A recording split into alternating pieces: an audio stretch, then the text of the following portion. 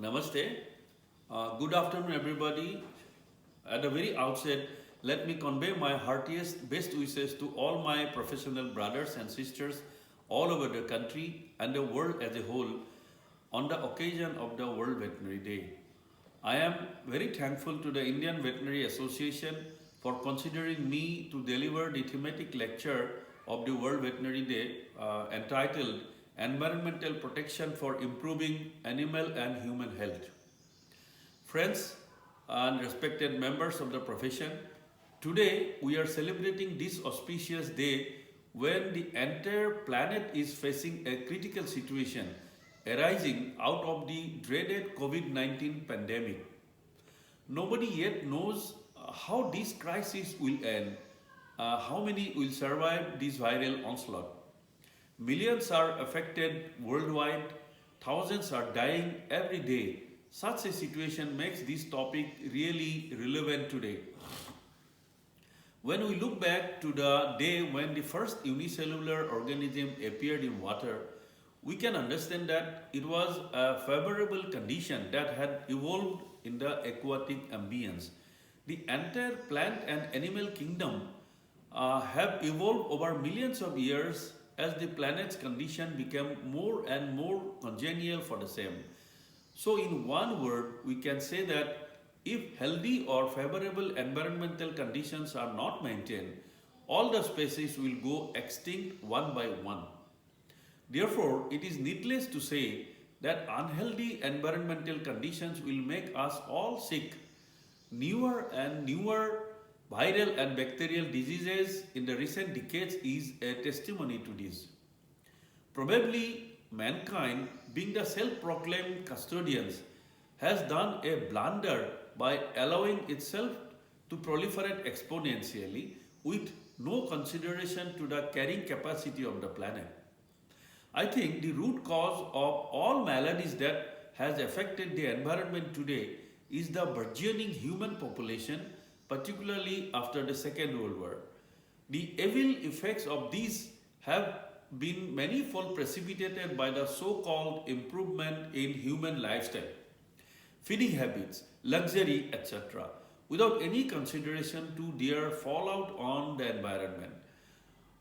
The growing population needs more food, so more and more forest has to be cleared for agriculture. More milk means rearing of more cows, more meat means more husbandry of food animals, poultry, and so on, all putting pressure on the environmental parameters and addition of greenhouse gases in the air. Over 60% of planet's green cover has been lost in last 50 years. Earth's average temperature is regularly rising. Air pollution levels in all cities across the globe are rising to levels which are untenable for species survival. Polluted water, noise, all leading to severe distress. Many species have been wiped out by these changes. Glaciers are melting at a much faster rate, sea levels are rising, and there are strange climatic conditions. Drought and flood both becoming severe and striking in tandem and rather more regularly. So, more protection or rather mere protection of environment at the present state will not do.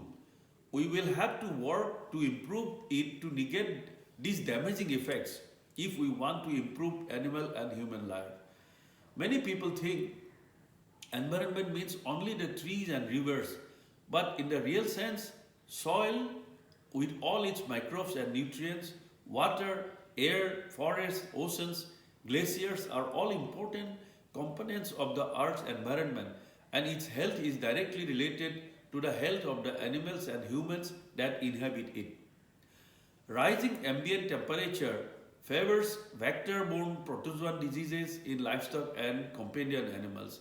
In human also, vector-borne diseases like malaria, dengue, and Kala Ajar, that is leishmaniasis, are all on the rise. Uh, Exponentially growing vehicular traffic in our cities, coupled with the industrial emissions, have alarmingly raised the air pollutions where the air quality index has reached to a level which doesn't support life. Whereas the upper limit of air quality index is 50 for a healthy living being, many of our cities have air quality index well up to 400. This is causing asthma, pneumonia, bronchitis, and many other respiratory diseases. River and other sources of water are badly polluted by industrial effluents, city garbage, and even human and animal excreta, causing emerging and re-emerging epidemics like cholera, enteric fever, etc. So, skin affections, eye problems, allergies, and even cancers are causing great harm to people and animals alike. We are aware that all environmental damages are not caused by humans alone. Some are also caused by natural events like volcanoes, earthquakes, storms, tsunamis, floods, etc. They also cause ecological imbalances. But many major environmental disasters like forest fires, greenhouse gas emissions are a result of the anthropogenic activities. The so-called upscaling of quality of living has been responsible for much higher levels of carbon footprint and all contributing to environmental degradation. Glaciers are shrinking at an alarming rate. As per a report, glaciers in Tibet have retreated to the extent of 45%. These glaciers feed 13 major rivers of Asia, and we should know that with these rivers dying one by one, people in large parts of Asia will have to die of starvation. And to set a vicious cycle, exposure of sequestered carbon called glacier carbon or permafrost vegetation after loss of the ice cover will bring in a global warming at a much faster rate, as this is a huge reservoir of methane and carbon dioxide, two major greenhouse gases. All these will affect the health of human and animals alike. We must act now if the creation should survive. The One Health is therefore a very relevant mission. We all should contribute to its success. The role of veterinary profession becomes increasingly vital today with the challenges faced by the world. We must undertake need-based research to manage and eradicate all the possible zoonotic diseases. Rabies, tuberculosis, leptospirosis, brucellosis, anthrax, and many of this kind that are emerging and re-emerging with vengeance. So the veterinary profession can contribute greatly towards building a healthy earth. So come on friends, let us do it. I am so proud to see how our brothers and sisters are supplementing research in COVID-19 diagnosis, vaccine production, and even in handling affected patients. I salute them on the occasion of the World Veterinary Day.